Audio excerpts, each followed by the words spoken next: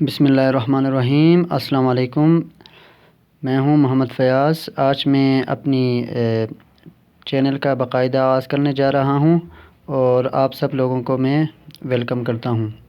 دوستو، میں چاہتا ہوں کہ میں اپنی چینل کا آغاز بالکل بیسک سے کروں اور بیسک سے ہم آگے تک جائیں، اور اس میں میرے چینل میں آپ کو کسی بھی قسم کے مواد لینگویج کے حوالے انگلش لینگویج کے حوالے سے، اسپیشلی لنگوسٹکس کے، لٹریچر کے اور سائیکو لنگوسٹکس کے، سوشو لنگوسٹکس کے بارے میں آپ کو مل جائیں گے، اور میں کوشش کروں گا کہ آپ لوگوں کی کمنٹس اور فیڈ بیک کے متعلق ان کے مطابق میں اپنی ویڈیوز اپلوڈ کروں۔ تو دوستو، میں چاہتا ہوں کہ آج میں ایک انٹروڈکٹری ویڈیوز شیئر کروں اپنی چینل میں۔ تو اس کے لیے میں نے کچھ پوائنٹس بنائے ہوئے ہیں یہاں پہ، ان کو میں آپ لوگوں کے ساتھ شیئر کرنا چاہوں گا، اور مجھے آپ لوگوں کے کمنٹس اور فیڈ بیک کا انتظار رہے گا۔ تو دوستو، سب سے پہلے ہم کوشش کرتے ہیں کہ لینگویج کو سمجھنے کے لیے، مطلب لینگویج کی ڈیفینیشن ہم کس طرح سے کر لیں۔ تو دوستو، لینگویج جو ہے یہ اس کی ڈیفینیشن اس طرح سے ہے کہ دی وے آف کمیونیکیشن ہے، کسی کے ساتھ کمیونیکیٹ کرنے کا ایک وے ہے، طریقہ ہے، اس کو ہم بولتے ہیں لینگویج۔ تو وے آف طریقہ مطلب کس طرح سے ہم کسی سے بات کریں، کس طرح سے کسی کے اٹینشن لے لیں۔ تو اس کے دو طریقے ہوتے ہیں، ایک ہوتا ہے اسپوکن، جس سے ہم ساؤنڈ پروڈیوس کرتے ہیں اور اس سے ہم بولتے ہیں، اور اس سے ہم کسی ورڈز کا جو ہے نا اس کو پروناؤنس کرتے ہیں، اس کو آرٹیکولیٹ کرتے ہیں، اس سے ہم دوسرے بندے کی اٹینشن لے لیتے ہیں۔ اس کے علاوہ جو لوگ وہ بول نہیں سکتے، وہ کس طرح سے کمیونیکیٹ کریں گے، ان کی جو لینگویج ہے وہ جیسچر یوز کرتے ہیں، سگنل۔ اس میں ہمارے پاس مختلف قسم کے اشارے، مختلف قسم کے سمبلس یوز ہوتے ہیں، اس کو بولتے ہیں جیسچر۔ تو اس سے ہمیں پتہ چلا کہ لینگویج کے دو طریقے ہوتے ہیں، ایک اسپوکن اور ایک جیسچر ہے۔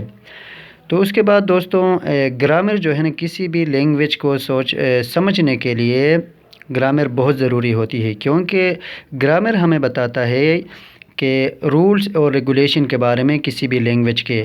اگر ہم کسی بھی لینگویج کے رولز اور ریگولیشن کے بارے میں ان اویئر ہوں گے تو پھر ہم اس لینگویج کو صحیح طرح سے نہیں انڈرسٹینڈ کر پائیں گے۔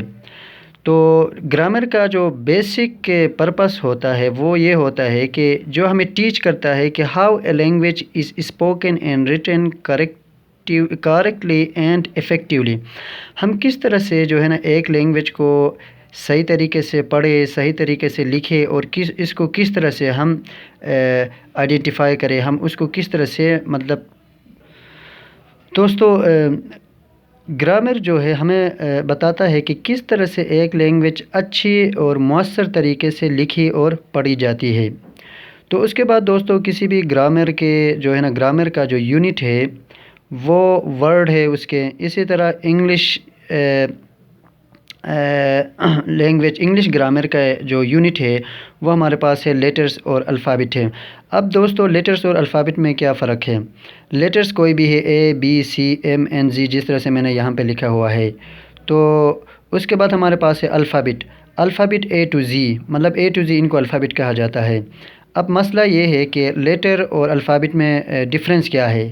دوستو، لیٹر کوئی بھی ہے، ہمارے پاس اے زی ڈی ایم، اگر ہم ان انگلش الفابet کو اے ٹو زی کریکٹ سیکوینس میں لکھے، ایک سیکوینس میں لکھے اے ٹو زی، ان کو all of them is called alphabets. اگر ہم ان کو الگ الگ لکھے، جسٹ لائک اے سے میں نے یہاں پہ لکھا ہوا ہے لیٹر اے ایم این، کوئی بھی ہو سکتا ہے، اس میں لیٹر میں ہمیں کریکٹ سیکوینس میں لکھنے کی ضرورت نہیں ہوتی۔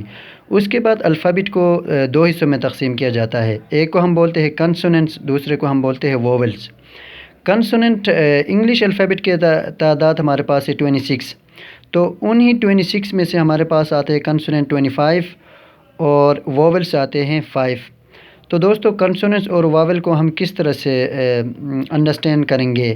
تو دوستو، عام اس میں دیکھا اگر جائے انگلش رائٹنگ میں، کنسوننٹ سے پہلے ہم الگ آتے ہیں اور ووول سے پہلے ہم این لگاتے ہیں۔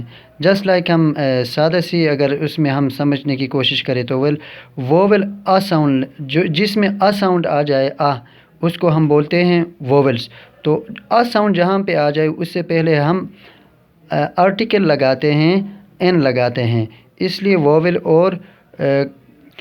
اور اس کے علاوہ کنسوننٹ سے پہلے ہم این نہیں لگاتے. لیکن ووولس جو ہے نا وہ ساؤنڈ کی بات ہے، جو ساؤنڈ پروڈیوس کرے. کچھ اس طرح سے ہوتے ہیں کنسوننٹس، ہمارے پاس ایچ ہے، بعض اوقات آنیسٹ، ہم یہ نہیں کہہ سکتے کہ اے آنیسٹ بلکہ این آنیسٹ.